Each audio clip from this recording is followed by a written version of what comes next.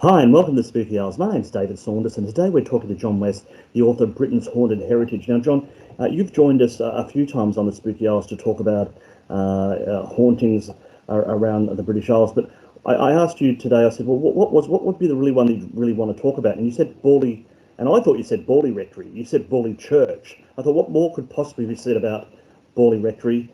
You said, "I'm not talking Borley Rectory. I'm talking Borley Church." Okay, That's tell it. us That's correct. tell us about Borley Church, though, because I mean, when I hear the word Borley, I think of a building that burnt down the better part of nearly, I don't know, 80 years ago. What is Yeah. what do we know about Borley Church, and why is it spooky? Well, Borley Church is medieval, and it's literally just across the road from where the rectory once stood.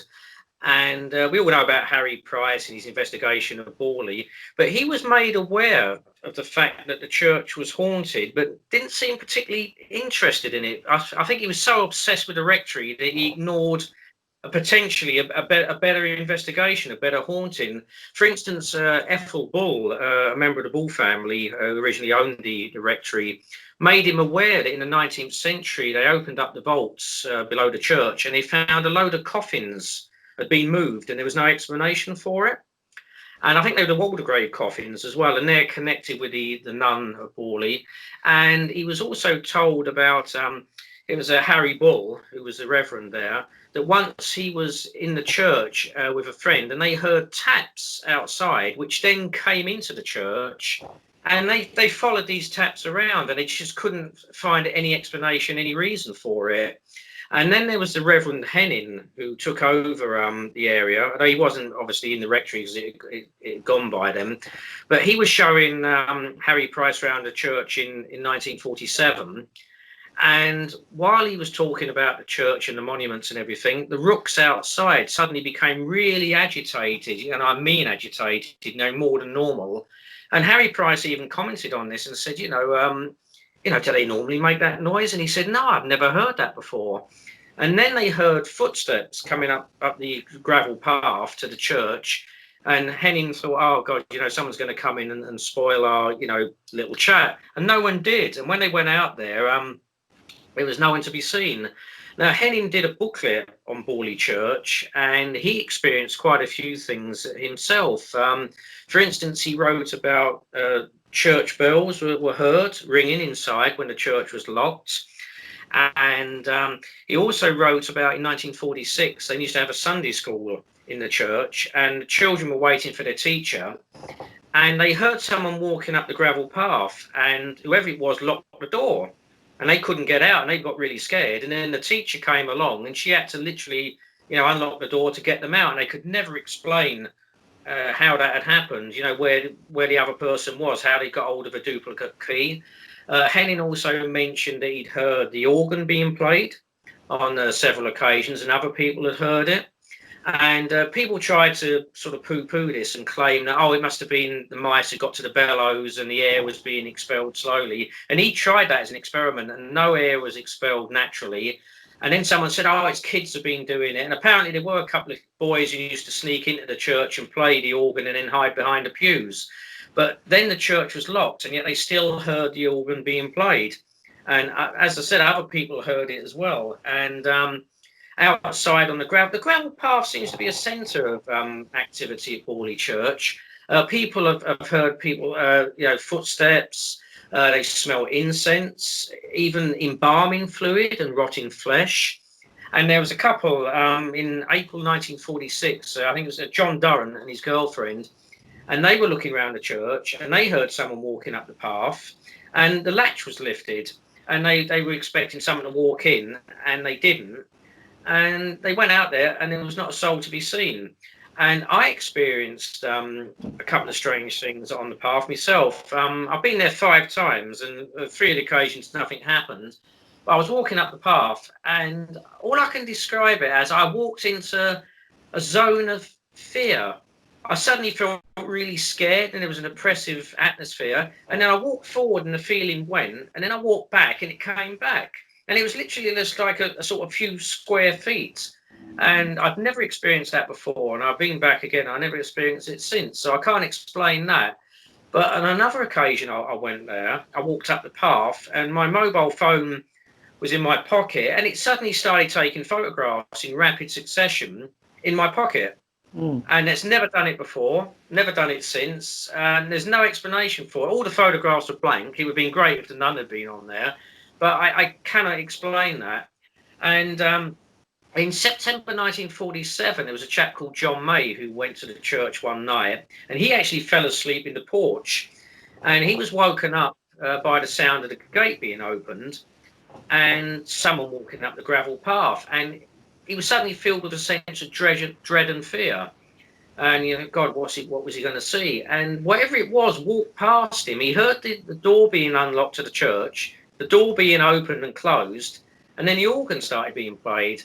But needless to say, that the door had remained locked, so he just heard the sounds. And again, what's the explanation for that? He didn't make it up or anything like that. And there's a chap called James, I think it was James Turner, he was an author, and he was there, and he heard the swishing of a dress on the path, and someone walking as if they had a limp as well. And so all this activity is connected with that gate and that gravel path. And in August 49, there was a Reverend Stanley Kipling went to the church to read a lesson actually for a friend's funeral, and he saw this figure in the churchyard, and he described it as a woman in a veil standing by a yew tree. And he went out there to sort of speak to her, and he was a skeptic actually. He thought that Harry Price had exaggerated all this and that the ghosts were a load of rubbish. But when he went up to her, she vanished, and it made him think, God, there's something to this. And again, the figure was seen in October 1949. Two men went there, and they saw the figure of a woman, and she vanished as she walked towards the priest door at the church. And also a chap called Terence Bacon, who was lived in the rectory cottage. He often used to see a figure in the churchyard, and a lady contacted me actually quite recently on my website, Britain's Haunted Heritage, and I've got about the book and everything. She'd read it, and she said that she often been told by this chap that she knew lived in the cottage that he'd seen a figure in black, and he'd often gone out there and could never find anyone. And she said, I did actually say, do you think he made it up? And she said, oh no, he was totally truthful, and he was really puzzled by it. And he also even tried to find explanations for it. Was it someone just pranking and running off? But he could never find anyone. And again, the figure was seen in June 1952. A chap called Mr. Cole was cutting grass, and he saw a figure, again, a woman standing in a gap in the hedge, and he described her as, and I'll read this out, he said she was 5'6" tall, she had a black hood, a gold-coloured bodice, and a black skirt, and she vanished, and he couldn't find her anywhere. And probably one of the most interesting visitations of a nun, if it is a nun, was in June 1917, a chap called Crooms Hollingsworth. Try saying that when you're drunk. And he saw a figure in the churchyard, and he also saw a light as well in the locked church, and it was like as if the light was moving towards the altar. And the figure was again seen in the old rectory grounds, but apparently she was seen for about 10 minutes, which is amazing. And I think a friend saw it as well. But he was allowed to hold a vigil in the church in June 1974. Now, this would never be allowed today because the church is always locked, and the locals hate talking about the ghost, and they'll say it's a load of rubbish. But he went there on several occasions, and a BBC TV crew went with him, including Peter Underwood, and they recorded stuff which is actually on YouTube. If you type in Borley Rectory, and it'll come up as one of the hits. And they recorded taps, footsteps, sighs, a grunt, a door or a chest being opened and closed. And they also said they saw a glow near the door and pinpricks of light. And when I listen to the recordings, it's definitely some of the sounds are human, and it's really scary as well. It scared me as a kid when I first heard about it. But as well as that going on in the church, people have heard pebbles being thrown. Once flowers were found scattered everywhere out of a vase. Harry Price, I think, mentioned once that wick in a lamp kept being removed, and it didn't matter how many times they put it back, it was always found discarded. And they even put a book on it once, and the book got thrown off, and the wick got pulled out again. And my girlfriend actually attended a concert at the church, and she heard a grunt, and it was very similar to the grunt on this audio that I mentioned. And the latch lifted and then dropped, and she expected someone to come in, and no one did. So, Michael Benteen, I don't know if you remember him, Yeah, he I used to know. be in the Yep. Who, Yep, and absolutely. psychic as well. Not many people know that, as Michael Okay. Caine would probably say. He went to the church in the 70s with a TV crew. Now, sadly, I can't find the footage, so I don't know if it still exists. But he felt a zone of coldness around the Waldegrave tomb, which many people believe, as I said before, the Waldegraves are connected with the ghostly nun, if she is a nun. And the tomb seems to be the centre of activity. Henning actually mentions in his little booklet that taps were once heard coming from it.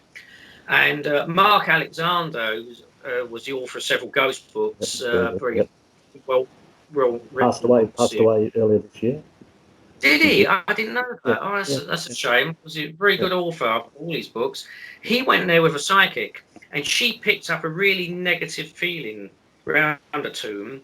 So Mark went back to the car, and he got some dowsing rods, and he went into the church, and they reacted violently when he approached the tomb. I think it was within about 4 feet. So there was some sort of energy there. And Colin Wilson, who needs no introduction, he found out that a lot of ley lines intersected where the church stands. And he believed that perhaps that energy, if you believe in ley lines, boosted psychic activity. And finally, Simon Marsden, the author and photographer, he went to Borley Church, and it's in one of his books, I can't remember which one, but he took a photograph of the churchyard, and there's this weird black shape hanging in the sky. And it wasn't on at fault on a negative, and he just couldn't explain it. And I've looked at it, and God knows what it is, but it's just sort of hanging there. It's not like a figure or anything like that, but God knows what it is. So that's basically, what's been going on in the church. And I've spoken to people who said they felt uneasy when they've gone there and that. But obviously, I know that can be suggestion that we've discussed in previous posts. But I think there's definitely something there. But obviously, as I said before, the locals don't like talking about it. You can't go in the church now. It's constantly locked unless there's a service on there or some concert. And if you try to ask the locals about it, they do actually get quite hostile, especially the more elderly residents there, which is understandable. If you get people turning up at 3 o'clock in the morning, apparently I was told one person was caught holding a Ouija board session on one of the Bulls' tombs, which obviously didn't please the locals. And another time a chap dressed up as a vampire and was scaring people, and the police were called. So it's no surprise that people get a bit fed up with it. So what do you think? I mean, you said the ley line stuff that Colin Wilson mentioned, but do you think that maybe possibly because the rectory was so famous that some of it is suggested? People think that anything close to the Borley rectory might be haunted. Well, there is a theory that the ghost of the nun moved house because the last one burned down. Yeah, she went there to move in, basically. I'm a bit skeptical about that explanation. I think some of it could be suggestion, especially when people have said to me, I've been in the church and I've had an uneasy feeling. And I said, well, were you aware it's haunted? Oh, yes. So I sort of discount that. But all these independent witnesses, I mean, especially Henning, who was the reverend for that area, the things that he experienced, and he had no reason to make it up because it would have damaged his career. But and the other people that experienced things, I mean, for instance, there was a chap called Charles Chilton, who was a BBC executive, and he wouldn't want to sort of wreck his career by saying, oh yeah, I saw loads of weird things there or whatever. But he went into the church with a friend, and while they were in there, they heard a raging storm outside. When they went out, there was nothing. It was still, calm days. So how do you explain that? And obviously Michael Benteen's feelings, Mark Alexander's, your own feelings of what's happened to you. Yeah, exactly. I mean, I can't explain that. It's never happened to me before or since. That zone of fear. But I think the most crucial evidence would be those recordings that were captured in the church in '74. I mean, they're on YouTube. Listen to them. Yeah, we will. I can't explain that. And if you want to dismiss everything else as suggestion, you cannot dismiss those audio recordings, because they're in the church. They were sitting down, they weren't moving, and yet you hear footsteps, you hear bangs, you hear a groan, a grunt, sighs, knocks and bangs. What was you said Peter Underwood was there? What was his view of that? Are you aware? He believed that it was haunted. Yeah, definitely. He was a great champion of Harry Price, and I'm the first to admit Harry Price exaggerated stuff because he was a showman and he had books to sell. But even if you discount Harry Price's experiences there, things were happening before he went there, and they're still happening, and that's nothing to do with him. So yeah, Peter Underwood was a believer. What you say it's still happening? Like some of the things you just mentioned were in the 1970s, but have there been anything recently? Sightings, people hearing stuff, besides your own, issue with the mobile phone and everything? Well, I've spoken to a few people who've said they've heard taps and knocks coming from the inside of the church. I haven't I'm not aware of any sound of music lately or anything like that, and certainly no figures being seen. So it's more sounds and knocks. And I know people can say, well, it's an empty church, there might be rats in there or a bird. And I mean, I'm not aware of anything sort of this year, anything like that. But that's perhaps only because I haven't really been sort of researching it, lately. Yeah. So, if anyone has experienced anything, perhaps leave some comments at the bottom of this video. It'd be quite interesting to see. But up until a couple of years ago, yeah, things were still happening there. Things being seen, even it was like sort of some figure out the corner. I spoke to someone who said they saw a figure out the corner of their eye. And again, I know that's a bit sort of, you could imagine that, but yeah. Things are still happening. I believe it's haunted, definitely a church. How common are haunted churches? Very common, actually. There's about 3 books on haunted churches available. One by Mark Alexander, and there's also one by Elias O'Donnell. But Langenhoe, which we can perhaps talk about in a future video, that church was very badly haunted, and that actually was connected with the Waldegraves. So that'd be an interesting one to talk about. But the church in the Tower of London, which we discussed before, was haunted. I lived in Messingham, a village in Lincolnshire, and that church was haunted. People used to hear the footsteps of someone coming into the church, and they believed it was a local vicar who died. And one person actually was standing on the top of the church tower, looked down and saw this vicar in sort of old Victorian clothing walking towards the church, and he entered, and they ran down. There was no one there. And cathedrals have been, there's cases of cathedrals being haunted, York Minster, St Albans Abbey. There's loads of St Dunstan's in London, which again we can talk about in a future video.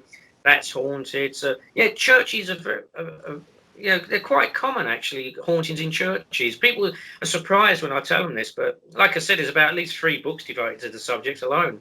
I think there's probably more than that actually, but yes, I mean so it's not really it's not really a surprise that Borley Church then would be haunted, given where it lies, considering considering the rectory. So I think that gives a little bit more life to the area as well. I mean, when I say life to the area, I've always felt that Borley Rectory, because it's not there anymore, would be a bit of an anticlimax if you went there. But you've just told me that you got the church, and it does have something going on. So that makes it a lot more interesting, doesn't it?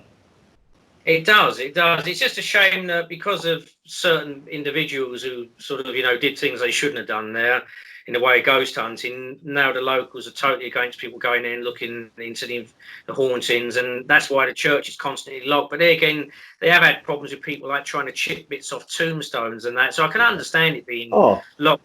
Absolutely. Very poor behaviour at times. I think, around Halloween and different times of the year, there are idiots out there that ruin it for everyone else.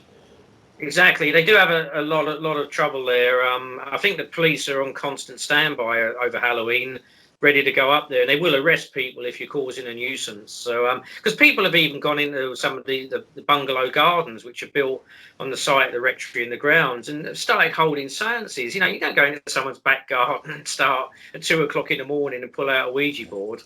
I mean, I'd be miffed if they did it to me.